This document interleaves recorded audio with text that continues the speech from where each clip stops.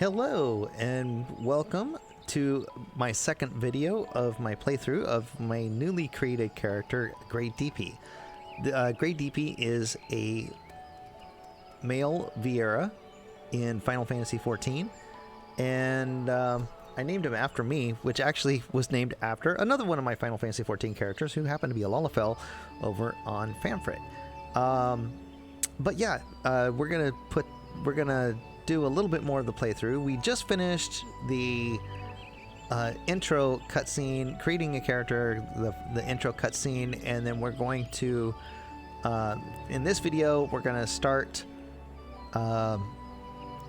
learning about Gridania, learning about our job, which we chose Archer, and yeah, so come along with me, and we're going to have fun. Let me just flip over here and then click into here, and you can see my game. There we go. All right, so first thing I want to do is I want to get things set up a little bit differently. So there's a few things that I want to change with the AI. Now, one of the nice things with Final Fantasy XIV is you can arrange things pretty much however you want. One thing I think is this play guide thing. I don't really need it. If I need it, I can find it online. I don't necessarily need something in game that's going to link me to something inline in a web browser. I know where to find it if I need it, so I'm just going to take that, drag that off. That's going to open up another slot on my hotbars. We got teleport, return, and sprint. I'm going to leave those there. You can arrange these, you can change that if you want, but I'm going to leave those there because it's fine. Let's see. I'm going to come over here, and there's a number of things that we want to do. So the first thing I'm going to do is I'm going to take a look at the character configuration screen. There's a lot of different things in here. You can choose standard or legacy movement. Any of these you want to change, you can. I like changing right here where it says skip playback of previously played cutscenes for scenario, transportation, and housing. So basically that means like scenario is basically like, you know, things in the game. So like if I go into a dungeon and I've already seen the intro cutscene for the dungeon, it's going to skip it. If I'm going from one location to another and there would normally be a cutscene, if I've already seen that transportation cutscene, it will skip it. If I go into housing and I've already seen the cutscene, it will skip it. So I choose those three options right there. I think most of the rest of this first page I leave the same. For target, I think I leave everything the same. But you can look through these options. Oh, I usually choose cone. Let's see. Auto target according to closest range. You could use that or not use that. It's up to you.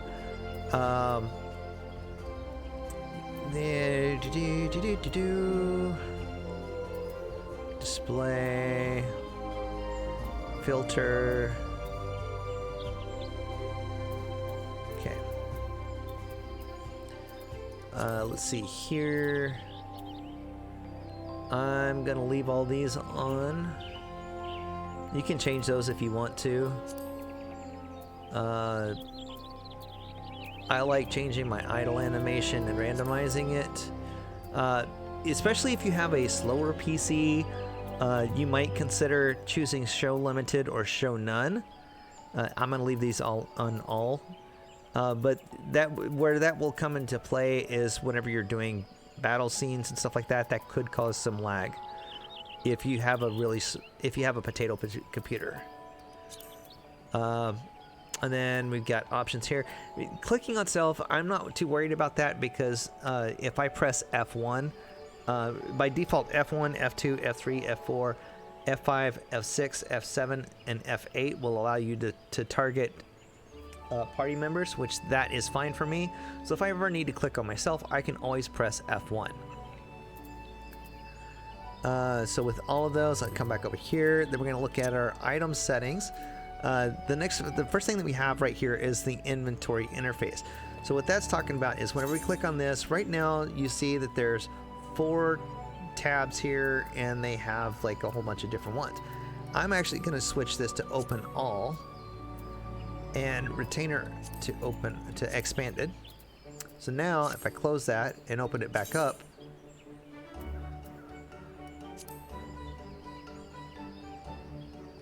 oh, I haven't applied that. Once I apply it, now it shows everything at one time. If you like it with the normal, you can always keep it like that if you want and just switch between different ones to find everything. I personally like having it all out where I can see it, like that. And then like you have your key items and your crystals over here on this other tab. Let's see, newly attained. This is something I kind of recently decided that I like choosing my own stuff, so we're going to turn that off. So that will do that.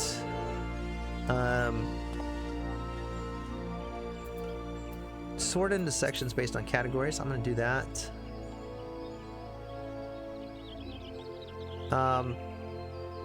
As your inventory gets full, that might be a little harder to see, but we can do that.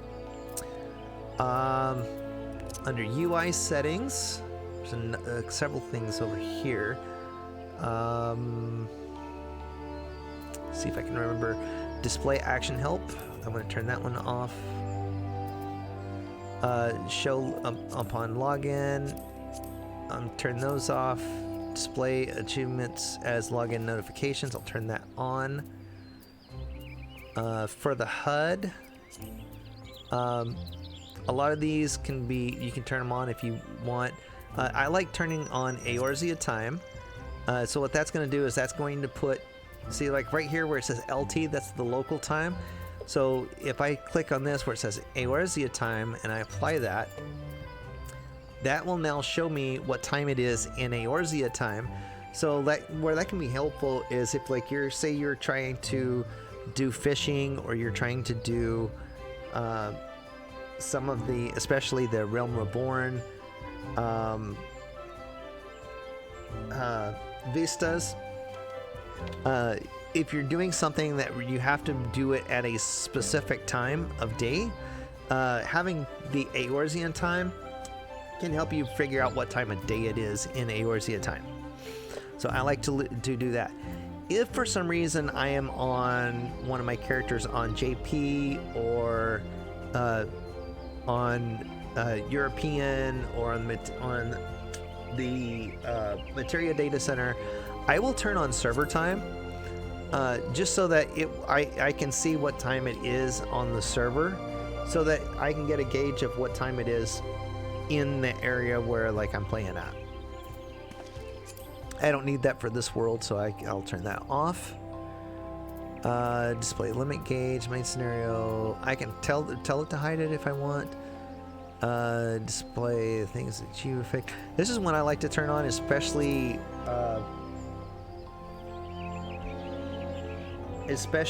as a DPS, because like if I want like a lot of bosses, if you use the limit break, one of the skills called the limit break, if you use that in the last 5 to 10%, if you still have it available, a lot of times it's a kill shot. So you know, a lot of your solo stuff, if you do it at about 10%, like a lot of the 4-man dungeons, if you do it about 10%, and a lot of the raid stuff, you might wait till about 5%. But either way, it's a you know, like it would be a kill shot or very nearly a kill shot. Also, if you're trying to keep an eye on everybody's health, you can, you know, like say you're a healer, you're keeping an eye on people's health, you can see what percentage their health is at with that turned on. One of the things I like to change is right now is a blue. I actually like changing it to something that's a little easier to see. So I like changing it to a green like that. I also will change, actually I change my own to like a yellow like that. And I will change others, so like my party members, I'll change that to a green. So now if I'm in a party with somebody, I can see, I can clearly see, even if there's like a crowd of people, I can see who I'm in a party with. And I usually leave everything else the same. Alliances, I think I usually change that. So like orange, used for friends, I will go ahead and change alliance to orange, because, you know, like if I'm in alliance, I'm usually in the middle of a fight. So like, you know, like I want to know who's the alliances and who's in a different alliance or something. So like this way, like I can see, you know, who is in my alliance and all that sort of fun stuff. It just makes it a little bit more visible, and it's fine that it's the same as the friends because like it's a different context. But there's all kinds of different things that you can change here. If for some reason you wanted to change display names, you can always change the setting here. I'm going to leave it the same. Again, same thing. Here's the hotbar. There's actually another way to do that, but I'm going to go ahead and turn on 3, 4, and 5. And I'm going to take 4 and 5, and I'm going to change those over to the 3x4. Okay. And I'll leave the rest of that the same. For the purposes of this character, I will leave profanity filter turned on. You won't be able to see it anyway, but basically, like if for some reason I were to move this right here. Wait. That didn't move.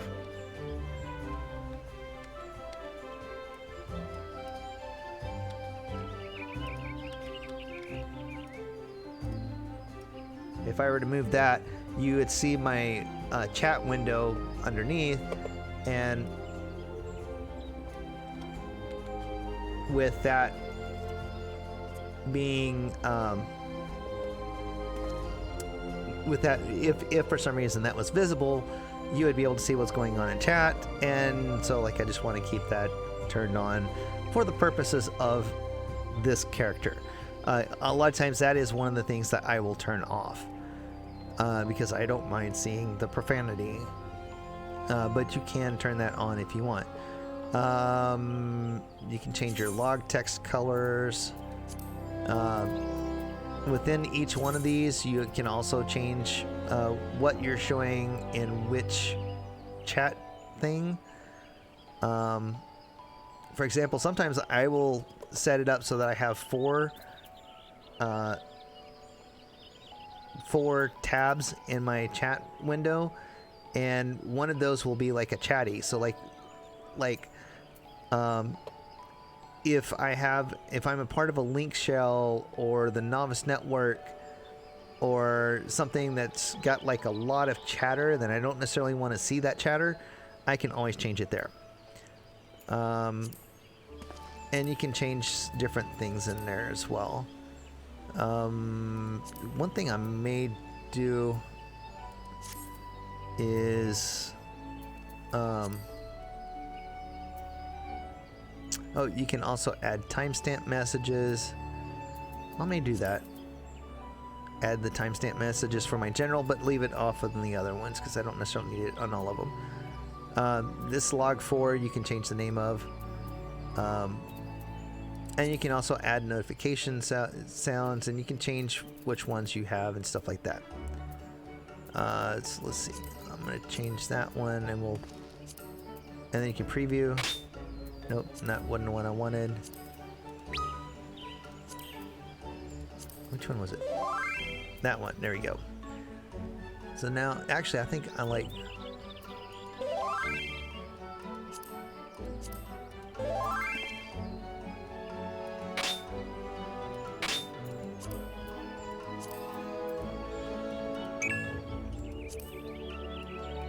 Is it 7? I always forget which one I like.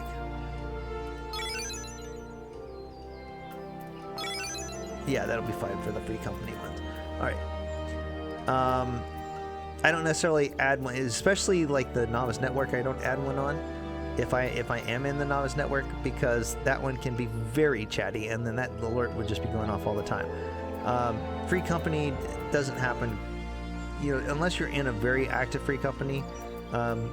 Like if you know, as long as I'm not in a free company that's super active, I don't mind having an alarm on that. If it got it to a point where it was annoying, I can always turn it off.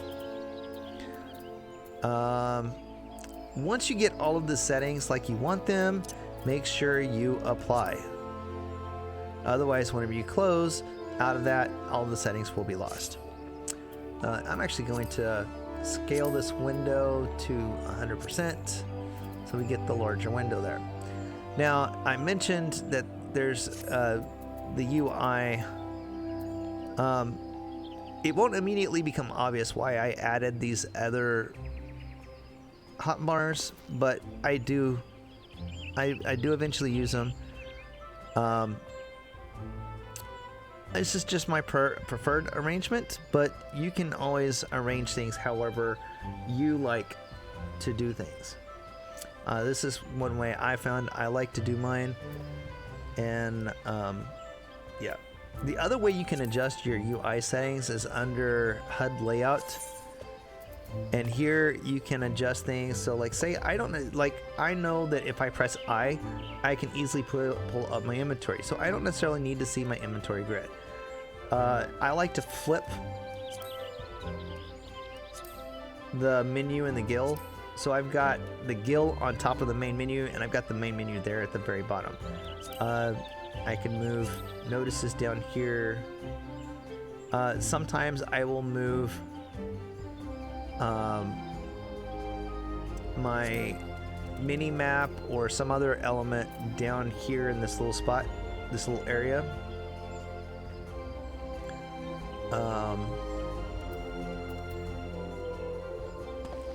So yeah, let's see.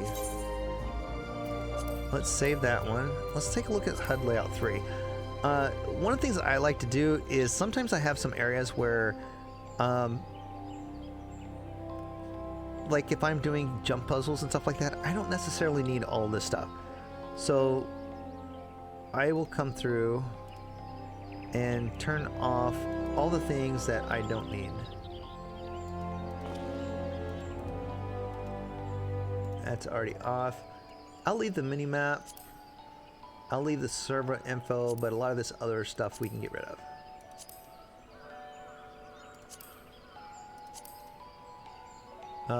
I'll leave those on because I might actually...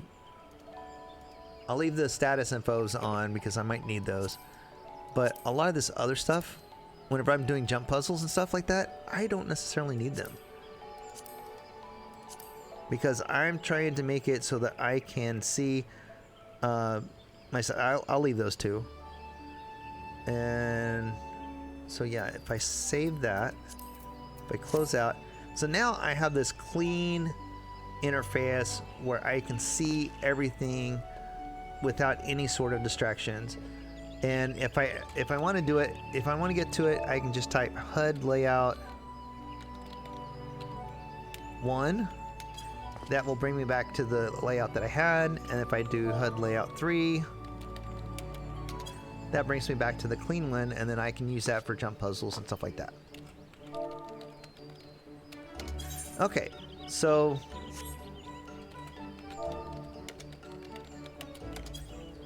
with all of that out of the way, I kind of have like my basic configurations out of the way. I can always tweak this and adjust it as I go if I want to. But for now, let's talk to...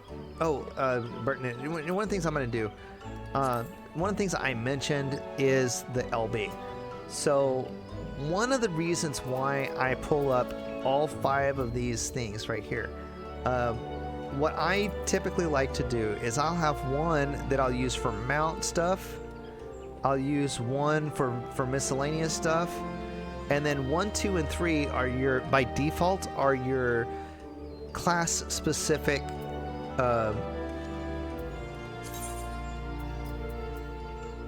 yep, okay.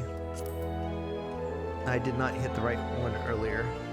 Okay, so we'll go K. I chose the wrong one from here.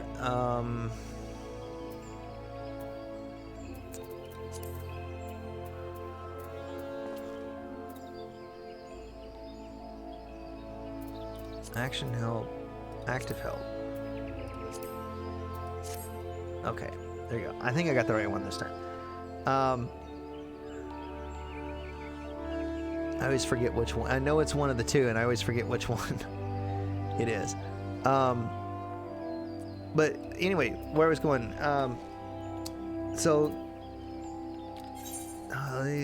Does that show that in here? UI.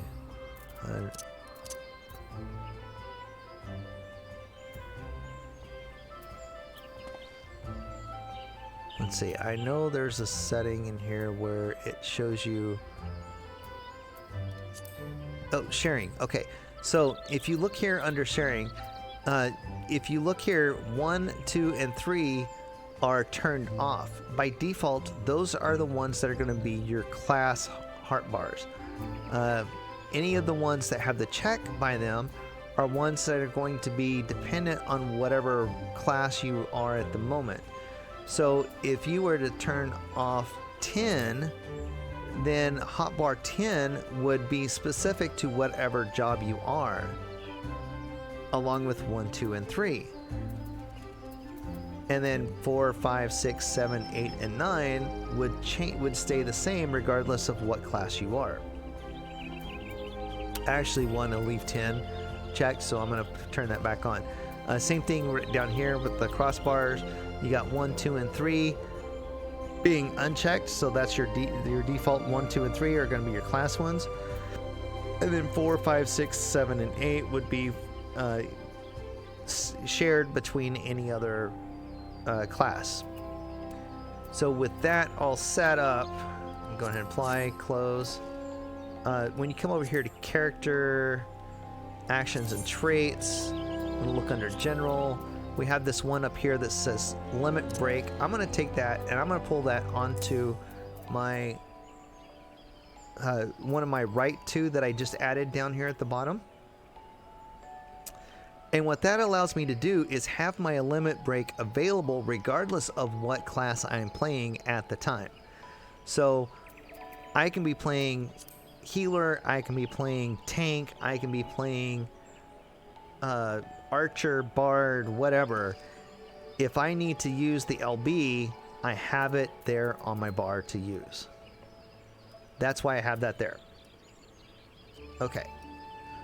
With all of that out of the way, let's start the tutorial.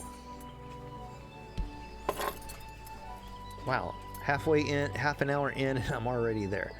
All right, coming to Gridania. Let's at least get through the tutorial part of this. Another green adventure, I presume? I thought as much. We cannot allow strangers to wander Gridania unchecked and untested. Before you rush off and begin pestering every second citizen for work, I suggest you make yourself known at the Carline Canopy. That's the headquarters of the local Adventurers Guild, in case you're wondering. The Carline Canopy is the building you see behind me. Speak to Mother Mune inside and she will take you in hand. You have begun a quest.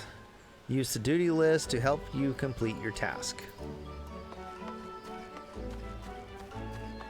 And if I talk to anybody, they say something about needing to talk to the Carline Canopy. If I try to go out here, they're gonna be like, no, you can't go that way. So I gotta go back this way. I can pretty much go wherever I want as long as I'm here at the Carline Canopy. So I can come over here and I can look at the airship over there.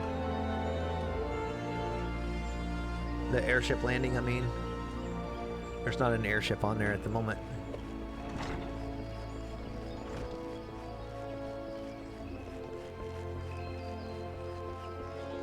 And you got all these people. You can talk to any of them if you want. Any of these that have names by them, you can talk to them. But we're going to talk to Mother Moon. The ones here that have the green check mark, that's a quest that you're trying to complete.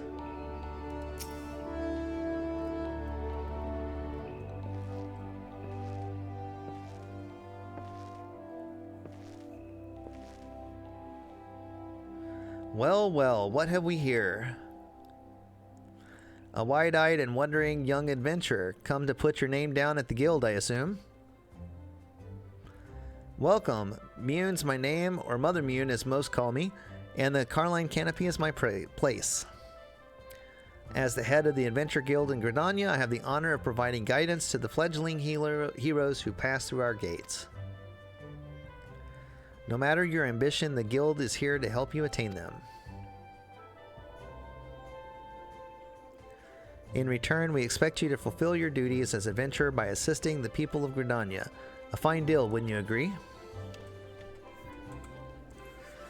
To an outsider's eyes, all may seem well with our nation, but naught could be further from the truth. The people live in a state of constant apprehension. The Ixal and various gangs of common bandits provide an unending supply of trouble compounded by the ever-present threat of the Garlean Empire to the north, and that is to say nothing of the calamity. Even now, wounds have barely begun to heal. Ah, but I speak as if you were there. Forgive me. 5 years past, Eorzea was well nigh laid to waste when a dread worm emerged from within the lesser moon, Dalamud, and rained fire upon the realm. It is this which the people call the calamity. That is what we were witnessing in the cinematics earlier. Scarcely a square malm of the Twelveswood was spared the devastation. Yet despite the forest's extensive wounds, not a soul among us can recall precisely how it all happened. I am well aware of how improbable that must sound to an outsider. It is improbable, but it's also true. For reasons we can ill explain, the facts surrounding the calamity are shrouded in mystery.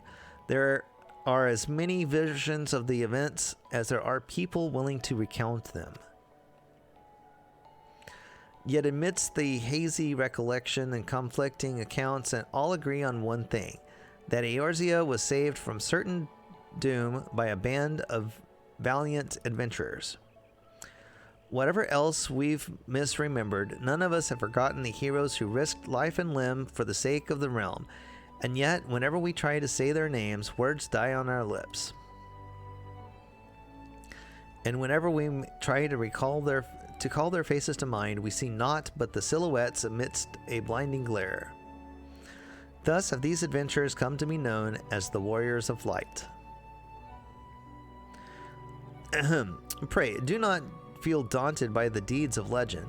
We do not ask you to become another Warrior of Light, only that you do what you can to assist the people of Gridania. Great or small, every contribution counts. I trust you will play your part.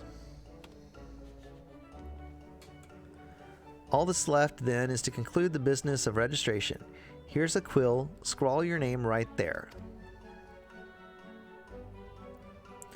Oh, and I would appreciate it if you would use your real name. There is a special place in the 7th Hell for those who use amusing aliases.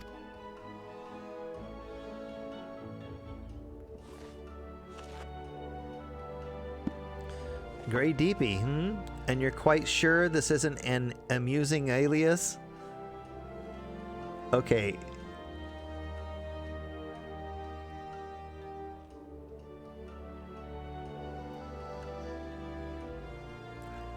a part of me, I have an affinity for puns. And one of the things you'll see me do a lot in this game is stop and look at the names of people playing the game.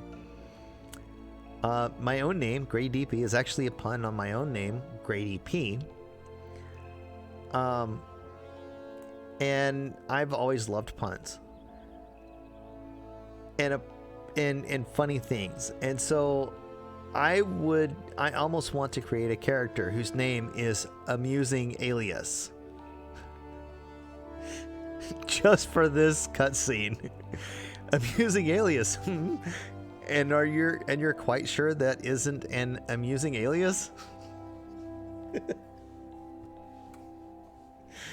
Oh, that would be too funny. Okay.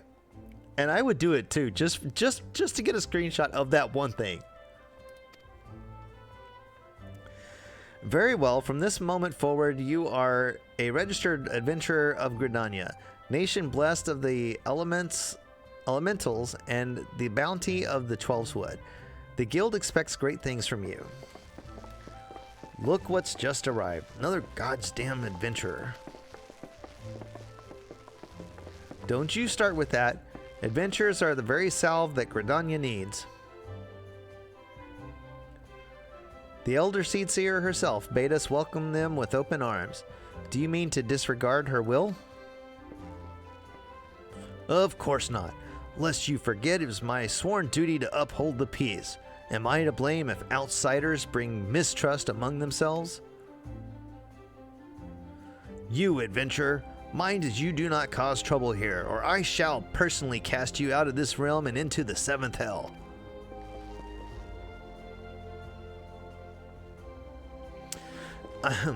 Pay that outburst no mind. He meant only to counsel you. Suspicious characters have been prowling the Twelveswood of late, you see, and the Wood Whalers feel they cannot afford to take any chances. As is often the way with folk who live in isolation, Gridanians are wont to mistrust things they do not well know, your good self included. Fear not, however, given a catalog of exemplary deeds in no more than a handful of years, the locals will surely warm to you. On behalf of my fellow citizens, I welcome you to Gridania. May you come to consider our nation as your own in time. Now then, you may depend on old Mother Immune to teach you a few things that every adventurer should know. And with that, we have completed the tutorial.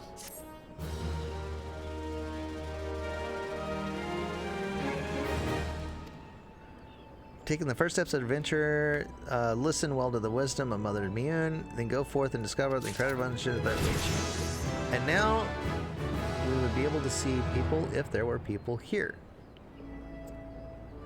And I just reached level 2 and I don't have any sort of bonuses on at the moment.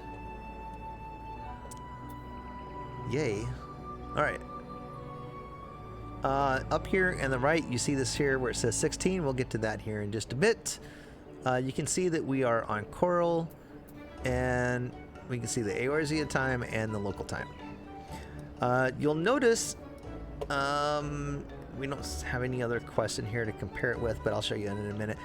You notice this one right here has the little flame around it, and it's got the question mark. When it's a question mark with the flame around it, that means that is a main story quest that has not yet been started. So we're going to accept this quest. So we're going to click on it. If you left click on her by default, that's going to target her.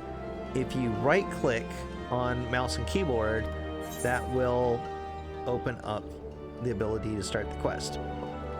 I probably didn't mention that earlier, but that's the way it is. Alright, close to home. Mother Immune, proprietress of the Caroline Canopy, wants you to perform 3 tasks that will help you learn the fundamentals of adventuring. Let us begin at the beginning, shall we? that you are a formal member of the Adventurers Guild, we must be sure. Now that you are a formal member of the Adventurers Guild, we must be sure that you have a firm grasp of the fundamentals of adventuring. To that end, I have 3 tasks I wish you to perform.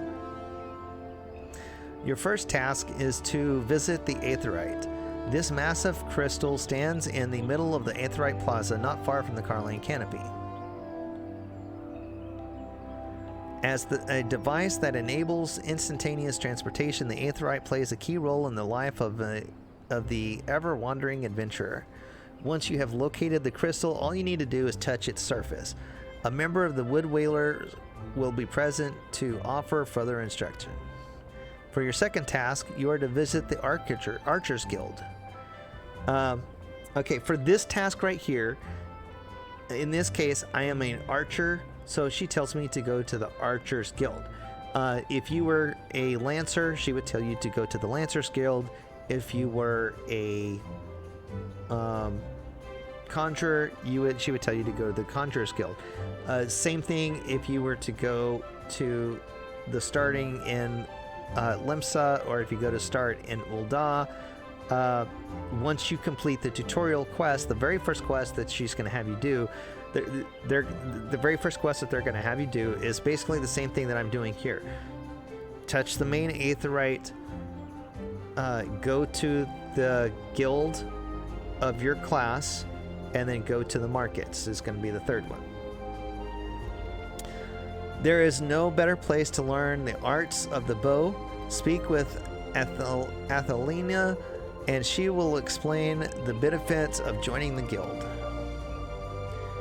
For your third and final task, I would have you visit the market at the heart of Old Gridania's commercial district.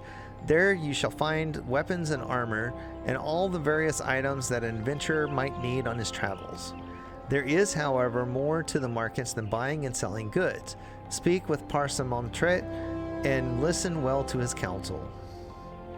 The master merchant can be uncooperative at times, so be sure to offer him one of my famous eel pies. Like so many men, he is much more charitable when his stomach is full. Here, I made a batch not long ago. You have your task, Gray. May Nafika guide your path.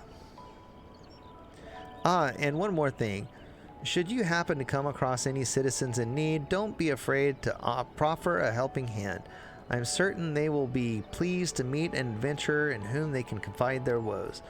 Granted, the work they offer is unlikely to be of realm-shattering importance, but prove your worth and build a reputation, and in time folk will be more inclined to entrust you with matters of moment.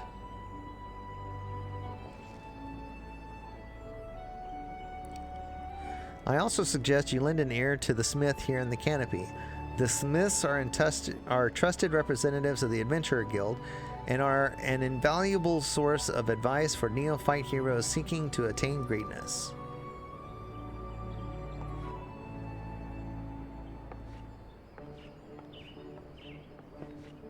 Notice she was talking to an archer. I wonder, I'm going to have to check that and see if it's always an archer or if it depends on what class you are that the smith is talking to. I'd be kind of curious on that. Okay. With that, we are going to go do our first quest. So, like, if you look over here on the left, you can see our quest list close to home. If we click on it, it pulls up the journal showing the one that we're working on. If we pick up more quests, they would be listed here as well. And if there was, it lists up to 5, but if there's more than 5, you can see the others here in the journal. If you had a lot more than 5 that you had picked up. Now, when we come up the hill here, you see that there's one here that has the exclamation mark, but it doesn't have the flames around it. This is just a side quest. The side quests will just have lore for the world. Some of them may have minions, but for the most part, you can skip over them without missing any main details of the story. A lot of it is just extra content that you can choose to do or not do. When you see here where it's got the flame, where it's got the little play button, that's like the next, that's one of your next points of a quest. So we're going to reach out and we're going to attune to that.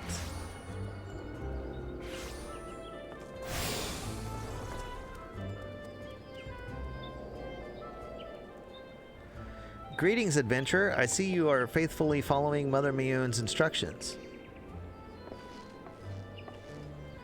Allow me to offer you a bit of instruction myself. I am Nesia of the Wood Whalers, and I know a thing or two about the Aetheryte. Yes, the big crystal right there. Aetherites are devices that tap into ethereal energies and are primarily used as a means of travel swiftly from one place to another. Return and teleport, the most common transportation spells, make direct use of the Aetherites and their common connection to the flow of ether. And as these devices are found in almost every corner of Eorzea, any adventurer worthy of the names will wish to seek out and attune himself to each one. Truly, few things in this world are so useful to an intrepid explorer. But you need not locate them all at once. Before rushing out into the wilds, I suggest you start with the Aetherites found here in Gridania. Should you wish to learn more about Aetherite or transportation magic, I am here to answer your questions. And basically, teleporting uses Gil to help upkeep the maintenance of the thing and all that. Use the return spell. Return spell will return you to wherever you have set as your home, and it does not cost anything. Alright, so with that one, there's an itinerant module. There's if you grind for these irregular tombstones, there's things that you can purchase here on here. We're not anywhere close to being able to get any of this stuff, but if you were far enough, you can play along with those things and get them. So we're going to go off this way. First, this is the way that we get to the Archers Guild. And one of the ways you can tell is this sign right here that we passed by. Where was it? There was a sign over here. Is it here? You can see it's kind of pointing down this way for the archers. It's pointing the Carline Canopy over this way, and it's pointing towards the over here for the Carpenter's Guild.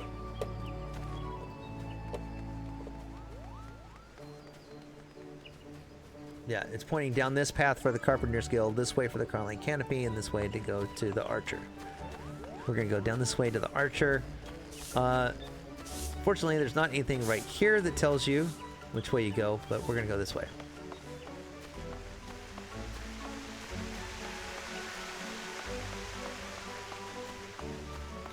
One of the things, if you look at press M to look at the map, you can see that that's where it is over here. Also, if you look in your little mini map, there's a little star over here in the corner. That's from our quest. If you were to see an orange circle on the map, that's also like where you would be trying to go. Here is one of those shards, and you want to make sure that you're attuning to each one of these little shards. This will allow you to travel around the city.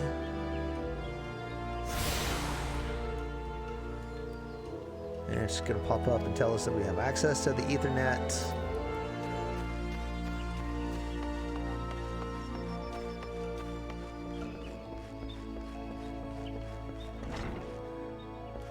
Okay, so right now we're going to talk to Aethelina. This part of the main story quest is basically the same thing that you would get if you were doing So You Want to Be an Archer. There's some minor differences between them, but it's essentially the same thing. Greetings, friend. You have found your way to the Archers Guild. Do you seek to uncover the secrets of our art? Now that I think on it, you have the look of one who has received Mother Miyun's gentle instruction. Very well, I shall give you a brief introduction to archery and the Archer's Guild. The skills practiced by our archers allow them to gauge an enemy's strength, weakness from afar and turn the tide of the battle with a single, well-placed arrow. Should you join us, you would be taught to do the same.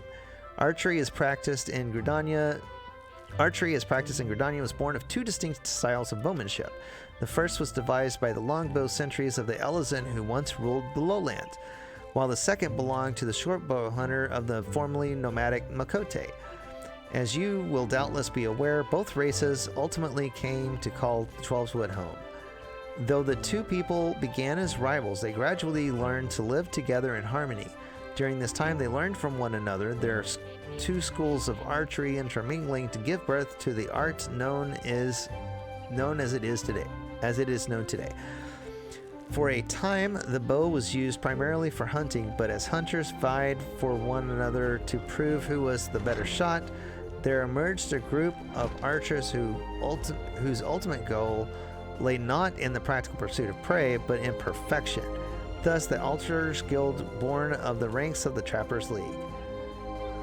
It is the way of the guild to promote greatness in archery through friendly competition, and the results of our methods can be seen in the vaunted archers of the God's Quiver, many of whom spent their formative years loosing arrows at the guild's practice butts.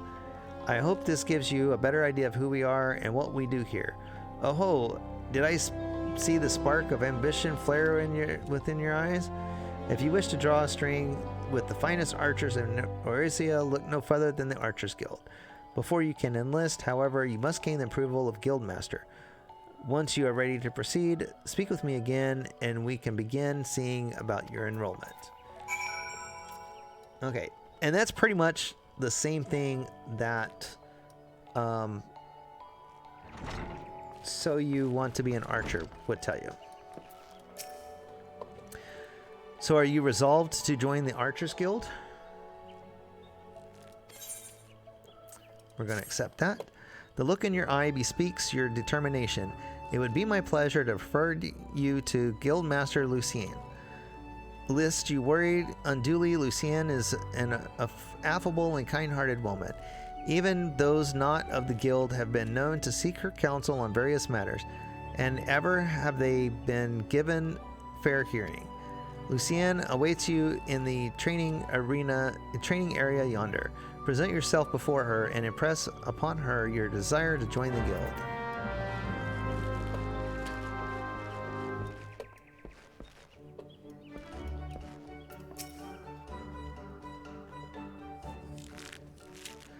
Greetings, adventurer. I am told you wish to join our ranks. I am Lucien, the master of the Archers Guild, and I bid you welcome. Our doors are open to all who have the will to learn. Allow me to explain the basics of our art and offer you a foretaste of that which we teach the guild members of our guild. The bow's greatest advantage is its range. Unlike those arms used in other disciplines of war, it allows one to strike at the enemy from afar. Though the bow may not boast the destructive force of a sword or spear, its myriad strategic implications more than compensate for this shortcoming. An experienced archer can immobilize an enemy by striking a leg or sap its strength with a poisoned arrow. Rise to become a virtuoso of archery, and a veritable deluge of death will be yours to rain down upon your foe. By fighting from a distance, we can better assess the battlefield and thereby determine the most advantageous course of action. This is of paramount importance, as our role in battle is to exploit the enemy's weakness with the requisite placement and timing, but a single arrow may serve to turn the tide. To this end, the guild seeks to instill a discerning eye within its members that they might learn to strike at vulnerabilities swiftly and surely. Now, any half-wit can bend a bow, but it is no simple undertaking to become a skilled archer. You must be prepared for a long, arduous journey. Are you resolved to complete that journey? Will you dedicate yourself to archery? Yes. Very well. Now, before we proceed further, I must needs gauge your innate aptitude for archery. To this end, I hereby assign you the following trial. Okay, so like right before she assigns us this trial, after we agree to join to focus on archery, if you were doing so I want to be an archer, this is where it would have you equip the bow, and once you equip the bow, then she will give you this quest. She will give you this task. Slay the squirrels, ladybugs, and fungars that roam just beyond the city gates. 3 of each should suffice. In so doing, you will prove your fitness to join the Archers Guild. Report back to me when the task is complete. I doubt that it will trouble you unduly. Woohoo! So we're going to...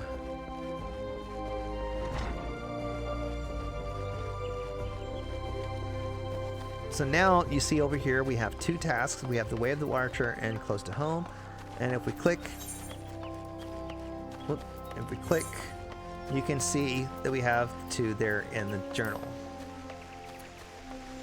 So before we go to the Archer, and before we go to outside the gate, let's go ahead and work some more on this first quest that we have to do. Ivy Bun.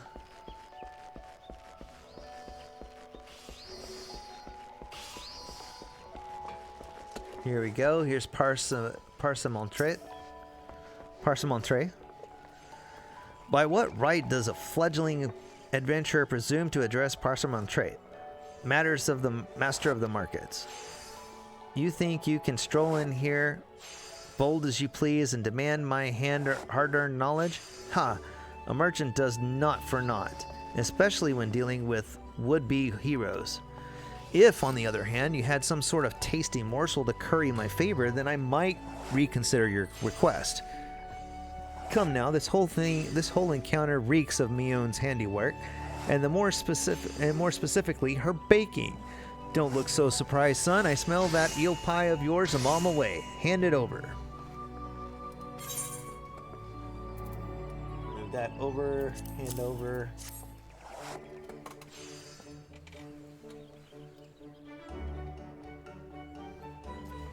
That flaky crust, just divine. Very well, I am a man of my word. Pay close attention, for I shall explain only this once. The aspiring adventurer need look no further than the rosewood and ebony stalls. Both are but a short stroll from where we stand. If you mean to do battle, you best prepare with a quality set of weapons and armor. Such goods are the province of Rosewood Stall, directly south of here. You will be pleased to learn that the merchants of Gridania are exceedingly particular when it comes to craftsmanship, so you needn't fear defective straps and the like.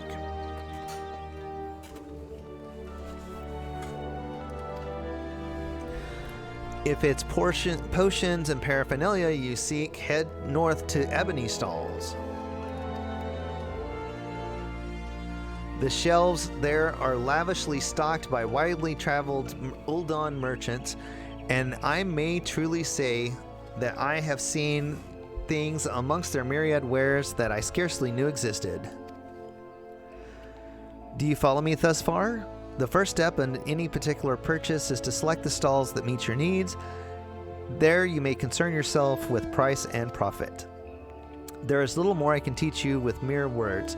Go peruse the stalls and see for yourself what wares they offer. There is no substitute for a first-hand experience after all, and I'm weary of talking, unless you have another eel pie. He's very dismissive. Alright, so we're gonna walk right outside this door right here.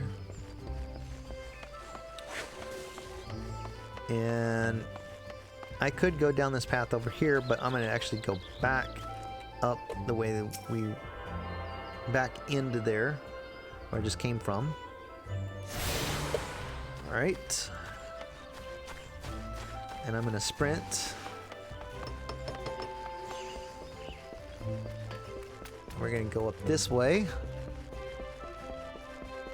So one of the things I like to do whenever I am first in a city is I like to pick up all of the shards. Here is the second shard right here.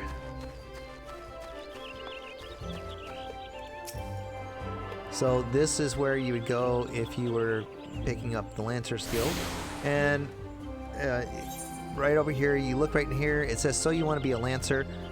It's red right now because we need to get to level 10 and complete the level 10 class quest for Archer before we can try to become a Lancer. Because we started off as Archer. Once we get to level 10, we can change class.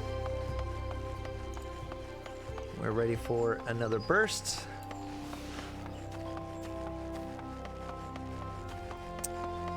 This little area right over here where it says where Jonathan is, you want to remember that area that we just passed because he has some nice things, particularly if you're female. There's one thing that he has. There's something that he can give you there that you can take somewhere else and get a Black Summer Tonga and a Black Summer halter, which is essentially a black bikini that looks really good on the female characters. There is actually an equivalent set for the males, but it's not as good looking on the males as the ones on as the halter and Tonga for the females.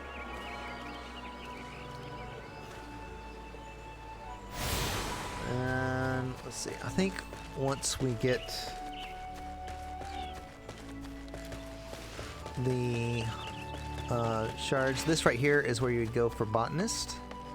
Again, you can't pick it up right now, but you will be able to pick it up later.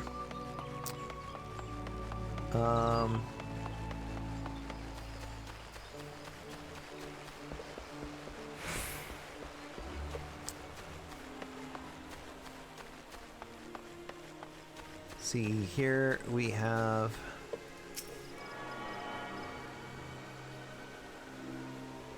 there's that one there. If you look there in the distance, that's where we were, the market area. So if you came down that path that I turned around and went back, this is where you would wind up. Up here, you see it says 16. That's because I have 16 messages from this guy. He says, "Greetings, tall one. I am a delivery Moogle Kupo." Oh, I know what you're thinking. Moogles are supposed to hide in trees and avoid contact with outsiders. Why would they ever agree to carry about letters? Why indeed, if I had my way, I'd be curled up under a canopy of nice oak, dreaming about some beautiful Mooglet with rainbow-colored pom-pom, Kupo. But no, the moon had to go and drop from the sky, causing all that terrible commotion. Aetherites were shattered and link pearls rendered useless. For moons, the poor wingless people of Eorzea had no way of communicating with each other beyond screaming at the tops of their lungs, which no one really approved of, Kupo. That is, until the little horned ones asked us to assist them by delivering messages. At first, we were wary of showing ourselves, worried that one of you might catch and skin us, like you do every other forest furry. But once we saw how we were appreciated, we knew we'd found our calling. And I personally promised to try and not read any along the way, Kupo. Look what I have here. 16 new letters arrived just for you, Kupo. So we'll just pick these up and I will look at them later. I'm just going to pick these up and delete them.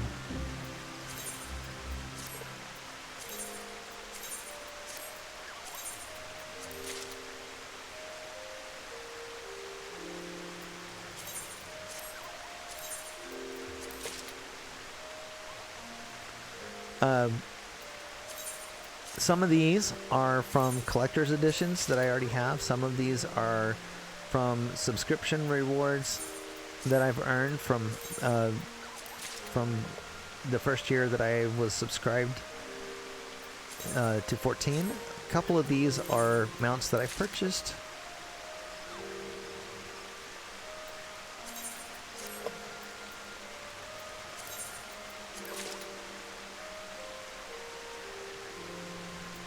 Dawn break, huh?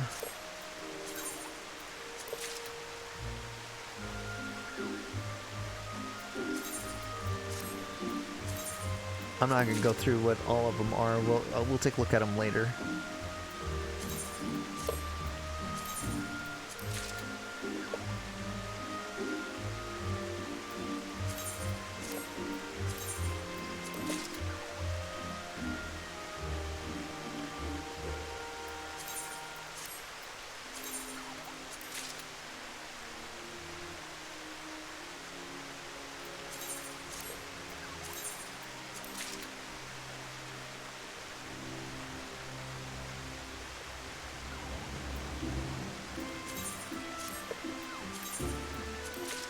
Okay, now I'm almost curious because the ADHD here.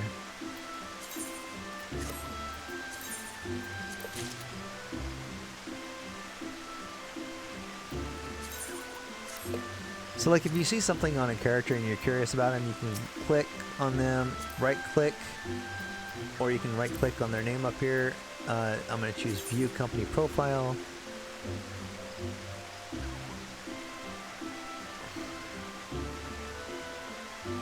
In the grain.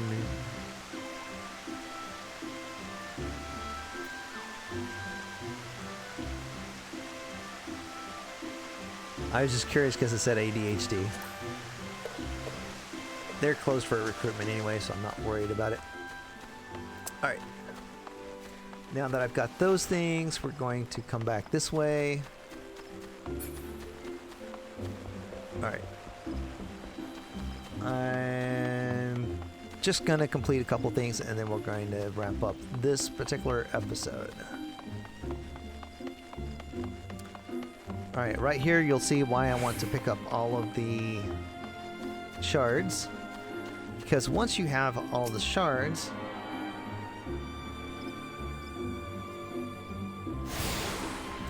you now have access to the Conjurer's Guild. You've attuned yourself to all the shards in Gridania. Blue Badger Gate, Yellow Serpent Gate, and the airship landing are now accessible as Ethernet destinations. So those additional destinations is why you want to attune all of the ones in the city. So now I can travel anywhere in the city that I want to go, and I have access to be able to leaving the city by going to one of the gates or going to the airship landing. If I'm trying to get some to the airship landing. One of the cool things that they introduced with one of the 6X patches, and I forget exactly if it was the 6.0 one or if it was one of the. I think it might have been 6.0. But this new map right here. So basically, like this new map interface. This is a relatively new thing. Like where you can click on the map and you can kind of see. In that area, like if you have a quest that you're working on, you can see where that quest is. That's kind of like a relatively new feature, and it's so good because it helps you to find where you're trying to get to. So like if you're trying to get to how do I get to this? I look here, I see it's close to this aetheryte right here, so I can just click on that aetheryte and it will take me to that aetheryte. And now I am back in the Aetheryte Plaza. So now I just get my bearings. I need to go down this way.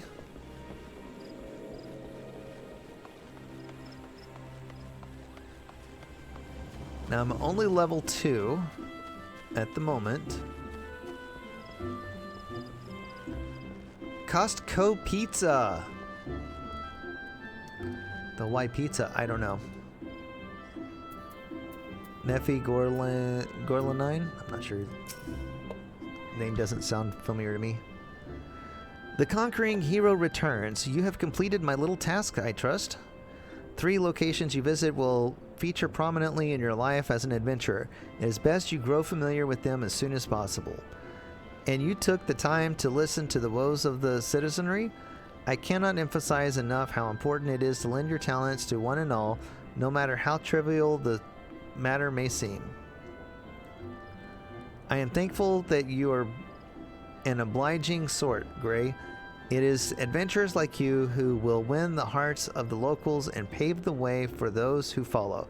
I pray Gridania can rely on your aid in its struggles to come. Okay.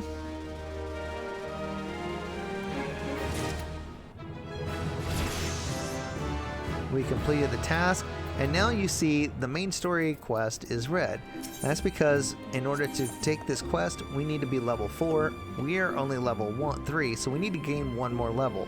But fear not, because we can do that simply by completing this set of quests over here, the way of the archer, which we will do in the next video and continue the story. So like and subscribe, and yeah, stay tuned for more adventures, and I hope you are enjoying your stay here, and I hope that my commentary along the way helps provide some insight on how you can level a character quickly and easily. A lot of the comments that I've done, like, I will usually level a character from start to the merge point in about 6 hours roughly, and we're only about 2 hours into this, and I've been talking an awful lot, so like that is actually a lot slower than I probably would be doing, because I would be doing all of this without talking. Anyway, that's it for this one, and we will see you in the next video. Bye.